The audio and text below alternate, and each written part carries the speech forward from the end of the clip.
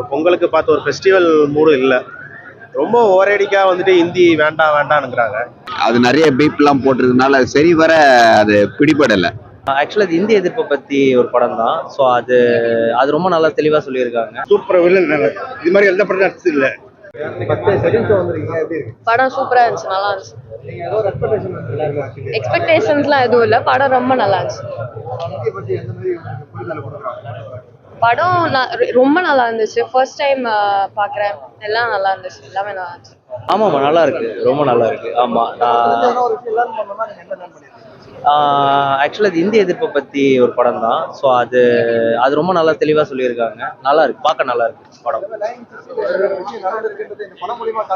ஆமாம், நல்லா இருக்கு, ரொம்ப நல்லா இருக்கு. தெரியாத இன்ஃபர்மேஷன் அதெல்லாமே இதுலேருந்து பார்க்க முடியாது. நல்லா இருக்கு படம், சூப்பராக. எல்லா ரோலுமே நல்லா இருக்கு, ரொம்ப சூப்பராக டைரக்ட் பண்ணியிருக்காங்க.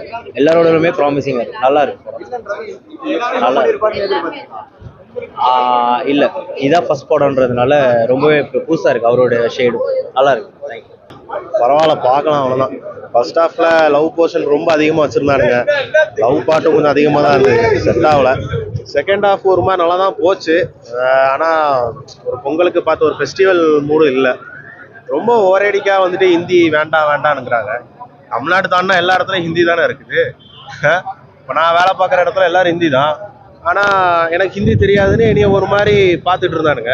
நான் ஹிந்தி கற்றுக்கிட்டு வந்ததுக்கப்புறம் இப்போ நான் அவன்கிட்ட போய் தமிழில் பேசுகிறேன். அவனுங்களுக்கு ஒன்றும் புரிய மாட்டுது. நான் தமிழை தான் சுற்றலாம்ல அப்போ. ஸோ ஒரேடியாக ஹிந்தி வேண்டாம் நீங்கள் சொல்லிட முடியாது. கற்றுக்கிறதுல தப்பு இல்லை, ஆனால் திணிக்கும் போது நீங்கள் உங்கள் எதிர்ப்பை காட்டுங்க அப்படிங்கிறாங்க. அதுக்குன்னு ரொம்ப இந்த மாதிரி எடுத்தா இப்போ நான் மறுபடியும் ஆஃபீஸில் எப்படி போய் மூஞ்சில் முடிக்கணும்னு எனக்கு தெரில.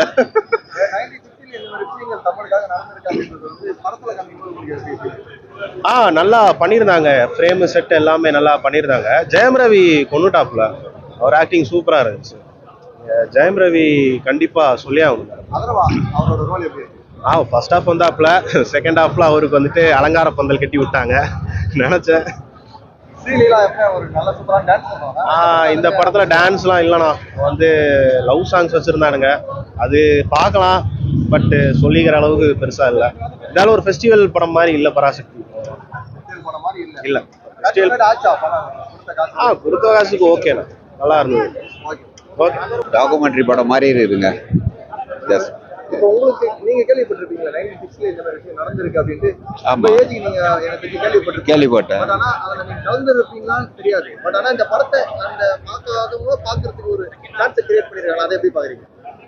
இல்ல, அது ஒரு ஜனரஞ்சகமான எதுவும் இல்லை.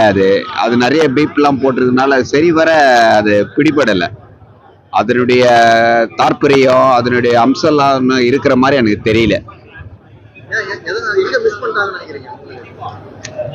நிறைய கட்டு இருக்கலாம், அதனால சில இதெல்லாம் மறைக்கப்பட்டு இருக்கலாம். பெரிய ஒரு மொழிப்போர்ன்ற மாதிரி ஒரு இது இல்லை, ஒரு சினிமா பார்க்குற ஃபீல் கிடையாது.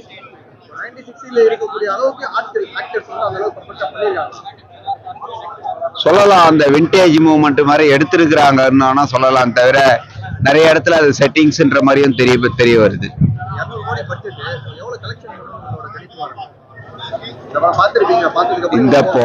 இந்த பொங்கல் ஹாலிடேஸ்ல வேணா இந்த ஒரு 4 நாள் அந்த ஜனநாயகன் படம் வர்றதுனால கொஞ்சம் கலெக்ஷன் வரதுக்கு வாய்ப்பு இருக்குது. தவிர அதுக்கப்புறம் 4 நாள் கழிச்சு படம் ஓடாது, வாய்ப்பு இல்லை. படம் சூப்பர். ஆமா ஆமா, சூப்பர் படம் சார். எல்லாம் பார்க்க வேண்டிய படம். அந்த படத்து மூலமா ஏன்னா ஒரு விஷயம் தெரிஞ்சுக்கணும், என்ன புதுசா தெரிஞ்சுக்கிட்டீங்க? தமிழ் மொழி தான், மொழிக்காக பாடுறோம். அதை முதல்ல பார்க்கணும்.